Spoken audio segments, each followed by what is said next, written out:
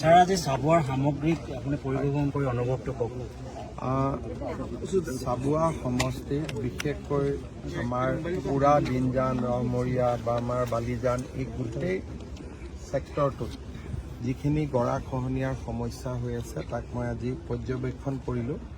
ডিপাৰ্টমেণ্টে স্তৰে স্তৰে কিছু কাম কৰি গৈ আছে, কিন্তু সামগ্ৰিকভাৱে গোটেই কামখিনি নহ'লে ক'ৰবাত নহয় ক'ৰবাত ক্ষতি কৰি থাকিব।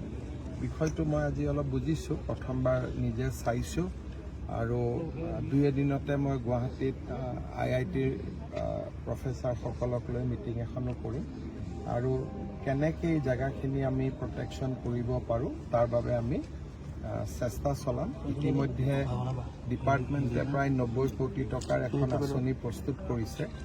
মই চাওঁ ক'ৰ পৰা কেনেকৈ সেই পুঁজিখিনি আমি দিব পাৰোঁ আৰু এইবাৰ যাতে যিটো পৰিস্থিতি হৈছে সেই পৰিস্থিতিটো যাতে অহাবাৰ নহয় তাৰ কাৰণে আমি যিমান পাৰোঁ সিমান নিশ্চিতভাৱে আমি প্ৰচেষ্টা চলাম। আপোনাৰ দুটাকৈ কাৰ্যকাল আটাইতকৈ প্ৰত্যাহ্বানজনক উজনি অসমৰ অৰ্থনীতি 5 বছৰলৈকে ধ্বংস হৈ গৈছে বুলি কোৱা হৈছে।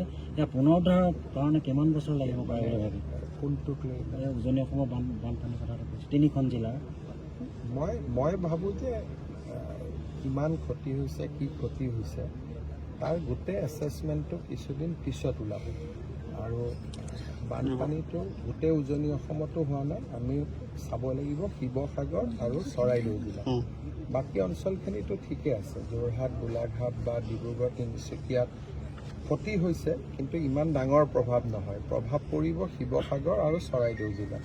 আমি চেষ্টা কৰিম যাতে মানুহ গোটেই সমাজখনক আমি যিমান পাৰোঁ সিমান সহায় কৰা হয়। লুধিয়ালাইকাৰ পুনৰ সংস্থাপনৰ কথা কৈছিলে, এতিয়া আমিতো মাটি দি ৰেডি কৰি থৈছোঁ। ৰাইজে অহাৰ ক্ষেত্ৰত বিধায়কসকলে আলোচনা কৰিব। যিসকলে আহিব খুজিব তেওঁলোকৰ কাৰণে আমি মাটিৰ প্লট ৰেডি কৰি থৈছোঁ। ঘৰৰ কাৰণে হয়তো কিবা এটা সাহায্য দিব লাগিব, আমি তাৰ বাবেও বিবেচনা বহু জেগাত খহনীয়া হৈ আছে। ব্ৰহ্মপুত্ৰৰ খহনীয়াটোতো আমি সকলোৱে জানো, ই বহুত ডেঞ্জাৰাছ আৰু প্ৰলয়ংকাৰী। কোনোবা জেগাত প্ৰটেকশ্যন কৰিলে নতুন এটা জেগাত খুন্দা মাৰি দিয়ে, গতিকে ই এটা সমস্যা আমাৰ বহুত ডাঙৰ, আমি যুঁজি থাকিব লাগিব।